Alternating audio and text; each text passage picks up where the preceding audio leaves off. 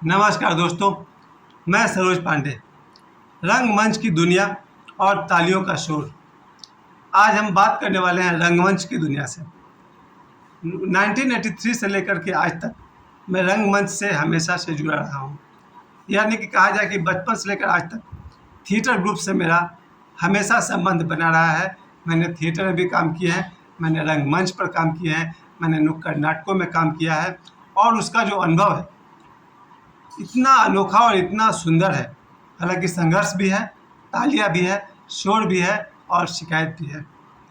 Theatre की दुनिया के बारे में आज बात करते हुए मुझे बहुत खुशी हो रही है।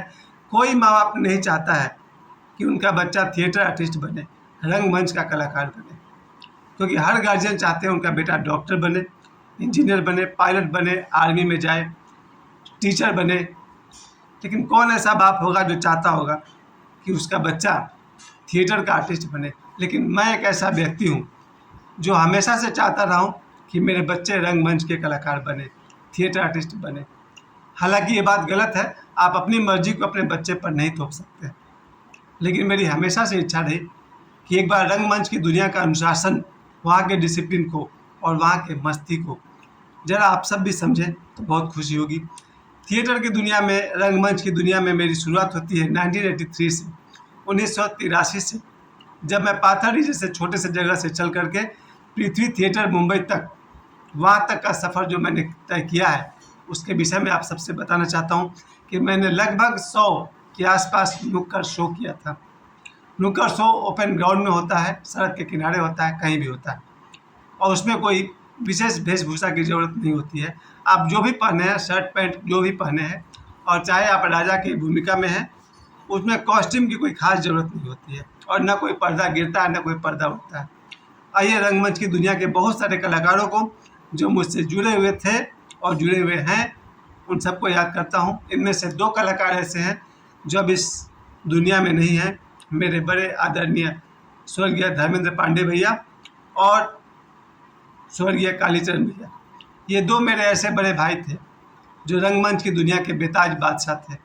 और पाथर्डी में जो रंगमंच का कार्यक्रम होता था 1983 से, जब मैंने पहला नाटक उनका देखा था बारूद, 26 जनवरी के दिन हुआ था, और उसके ठीक बाद उन्होंने 15 अगस्त के उन्होंने किया था जानी दुश्मन, और भी न जाने एक के बाद एक उनका स्टेज शो चलता रहा। रंगमंच की दुनिया में जो मैंने गौर किया, तब मैं सिर्फ 10 साल का था और रंगमंच के कलाकारों से मिलना मुझे बहुत अच्छा लगता था। और आज भी, अभी मैं 10 मिनट पहले मैं रंगमंच के कलाकार श्री अरुण सिंह भैया के साथ बातें कर रहा था। नीरज नारायण पांडे भैया हैं, उनसे मैं बातें करता हूँ प्रतिदिन, और भी हैं, संजय उपाध्याय भैया है, बहुत सारे थिएटर के कलाकार हैं, सुजीत है अभी। इन सब से मिलकर मुझे आज भी मन करता है कि थिएटर की दुनिया को एक बार फिर से चमकाया जाता। और इतना ही नहीं, मैं मुंबई जा कर के भी, वहाँ भी मैंने थिएटर के ग्रुप में, बहुत पहले मैंने एक बार इस्कॉन मंदिर के पास एक कलाकार है जिन्होंने महाभारत सीरियल में भी काम किया था, उनके थिएटर ग्रुप में मैंने काम किया था, बहुत कम, शायद 1-2 दिन। उसके अलावा एक और जो फिल्म अभिनेता सुजीत कुमार जी हैं, उनके एक रिलेटिव का एक नाटक ग्रुप था, उसमें मैंने महीनों तक काम किया। यहाँ तक कि मुझे पृथ्वी थिएटर जानने का भी मौका मिला। पृथ्वी थिएटर के बाहर जा कर के मैंने वहाँ पर, मैं कई बार गया वहाँ पर, और वहाँ भी मेरी मुलाकात मकरंद देश पांडे और दिनेश ठाकुर जी और बहुत सारे कलाकारों से हुई। रंगमंच की दुनिया की जो खूबसूरती है, जैसे आप कहीं विवाह में जाते हैं तो आपको बारात का हर दृश्य याद रहता है, क्योंकि बारात और विवाह का दृश्य जीवन में कभी कोई भूलता नहीं। उसी तरह से जो रंगमंच की ज़िंदगी है, उसके अनुभव को और प्रतिदिन के रिहर्सल के दौर को कोई भूलता नहीं। जब हम लोग कोई भी नाटक करते थे, नाटक का सब्जेक्ट चुनते थे, महीनों, शायद 1 महीना से ज़्यादा हम सब रिहर्सल करते थे, और एक बार नहीं अनेक बार हम लोगों ने रंगमंच पर शो किए और महीनों उसके लिए हम लोगों ने रिहर्सल किया। और रिहर्सल के लिए दोपहर के 3 बजे से लेकर के, जो भी हम लोग 10-12 कलाकार थे, हम सभी किसी खास जगह पर जमा हो जाते थे और वहाँ पर रिहर्सल चलता था।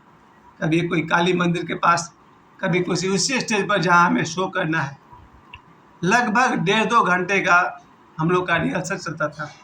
अपने अपने डायलॉग से याद करना ये बहुत मुश्किल काम था उस समय, क्योंकि थिएटर्स में आपको अपने डायलॉग तो याद करने ही हैं, सभी के डायलॉग से याद करने हैं, तभी तो आपको पता चलेगा मेरे बाद किन का डायलॉग है, उनके बाद किन का है और किन के बाद मेरा डायलॉग है। तो रिहर्सल के समय में हम लोग को जो डायरेक्टर है हमारे, उनकी बहुत डांट सुननी पड़ती थी।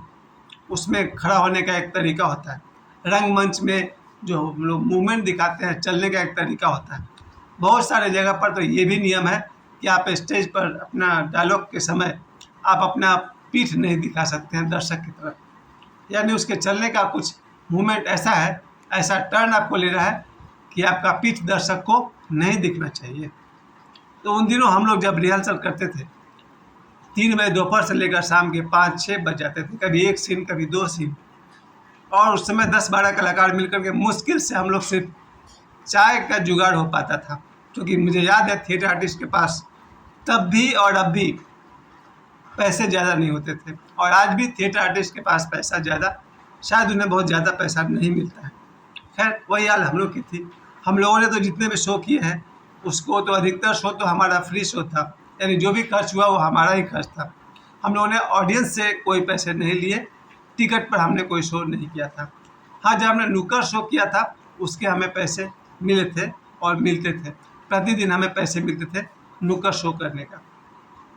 थिएटर की दुनिया में और एक बात मैंने देखी है, जो हमारे डायरेक्टर होते हैं उनकी थप्पड़ कभी भी चल जाएगी। अगर डायलॉग्स बोलने में या हमारे मूवमेंट में, हमारे एक्सप्रेशंस में, एक तो उसमें लाउड होना पड़ता है।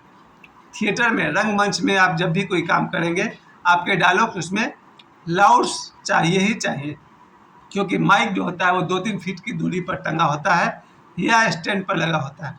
आज तो सीरियल में और फिल्म में माइक तो आपके कपड़े में लगा हुआ है, या डबिंग बाद में कर सकते हैं, लेकिन जब हम लोग रंगमंच में काम करते थे आपको लाउडली बोलना ही है। कभी कभी लाइन भी कट जाए तो आपकी आवाज़ थिएटर के कोने तक जाना चाहिए। मेरे साथ तो ये अच्छा हुआ, जब मैं सुदामडी में शो कर रहा था, लाइन कट गया तो भी मेरी आवाज़ थिएटर के कोने तक जा रही थी। यानी कि रंगमंच के कलाकारों को थोड़ा लाउड होना ही चाहिए। पाथरडी में ये रंगमंच थिएटर का शो, इसके अलावा सिंदरी में भी मैंने सुना था थिएटर का ग्रुप था एक ज़माने में, प्यारे मोहन सहाय जी, जिनका सीरियल भी आप लोग देखते होंगे, मोहीलाल के हसीन सपने। तो कहा जाता है कि सिंदरी में जो थिएटर ग्रुप था, बहुत बड़ा थिएटर ग्रुप था, जिसमें प्यारे मोहन सहाय जी जैसे कलाकार थे। कतरास में जो ग्रुप था इप्टा का, वहाँ से मुझे एक दोस्त अभी भी याद है, इमरान खान, वो मेरे बड़े भाई की तरह थे। अभी पता नहीं कतरास में कहाँ रहते हैं। उनके साथ मेरी कई बार मुलाकात हुई, और यहाँ तक कि कतरास के इप्टा ग्रुप में बड़े बड़े कलाकार आया करते थे, राज अब्बर साहब, शबाना आजमी, और मैंने सुना है कि बड़े बड़े कलाकार इप्टा के आया करते थे। उस तरह से ये धनबाद में नुक्कड़ शो जब हुआ लगातार 1 सप्ताह तक, तो हम लोगों ने नुक्कड़ शो में भी भाग लिया, और उसके लिए हमें हर रात को पेमेंट मिलता था। फिर जब मैं मुंबई चला गया तो वहाँ जाकर पता चला कि फिल्म और सीरियल में जितने भी आर्टिस्ट हैं, जितने भी मंजे हुए कलाकार हैं, वो सब थिएटर से आए हुए हैं। यानी आज भी आशुतोष राणा जी हो या मनोज बाजपेयी हो, या अधिकांश कलाकार थिएटर से जुड़े हुए हैं। और वही बात धारावाहिक में भी है, सीरियल में भी है। वहाँ भी जितने भी कलाकार हैं वो सब थिएटर से जुड़े हुए हैं, तभी तो लोग 1 टेक ओके, यानी एक बार में उनकी डायलॉग्स साफ साफ, उनकी आवाज़ होती है, उनके एक्सप्रेशन करेक्ट होते हैं।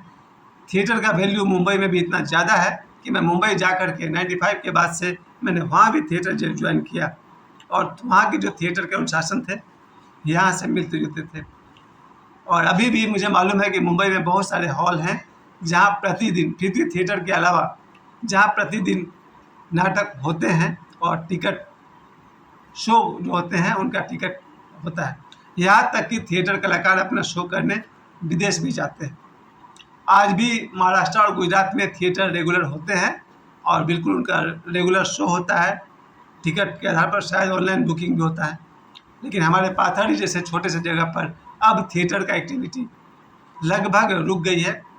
स्कूल में कभी कभी बच्चे नाटक करते हैं, लेकिन एक बार मैं फिर से कामना करता हूँ कि थिएटर के जगत में जो सफदर हाशमी साहब का जो नाम हुआ, दिनेश ठाकुर जी का भी शो मुझे देखने का मौका मिला, उन सब कलाकारों को मैं एक ही बात कहना चाहता हूँ, थिएटर की दुनिया में संघर्ष बहुत है, आमदनी बहुत कम है, लेकिन मैं फिर भी चाहूँगा पाथरडी में एक बार फिर से थिएटर ग्रुप शुरू हो, और मैं और मेरे बच्चे थिएटर में काम करें।